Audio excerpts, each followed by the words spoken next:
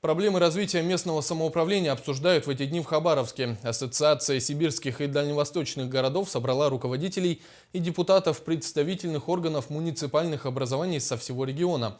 Обо всем по порядку наш корреспондент Стас Михайлов.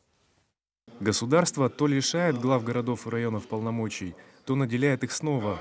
Для того, чтобы решать многие проблемы, муниципалитеты пытаются договориться с региональной властью, но это не всегда получается. С ликвидацией Министерства регионального развития непонятно, кто вообще в государстве теперь будет курировать местное самоуправление. Вот пока на этот вопрос ответа нет.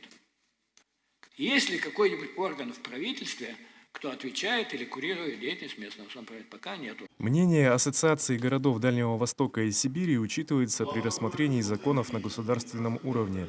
Сейчас в состав объединения входят 80 муниципальных образований. С их помощью за последнее время органам местного самоуправления удалось вернуть полномочия по распоряжению землей.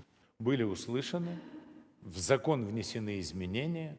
И с 1 марта 2015 года есть возможность в полном объеме эти полномочия или отдать на государственный уровень, или в полном объеме их выполнять на местном уровне. Представители администраций городов обсудят также способы оценки деятельности муниципальных служащих. Своим опытом в этой сфере поделятся сотрудники Хабаровской мэрии. В краевой столице разработана система сбалансированных показателей. По ней каждый месяц специалисты разного уровня, в том числе и мэр, отвечают за фронт работы, и если по каким-то показателям есть отставание, это напрямую влияет на зарплату. Часть заработной платы, которую мы предусмотрели в виде переменной составляющей, она достаточно серьезная.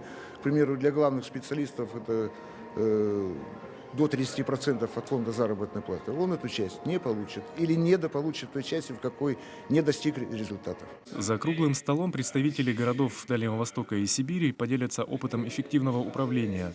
Также им предстоит подготовить предложения, которые смогут повлиять на принятие федеральных законов.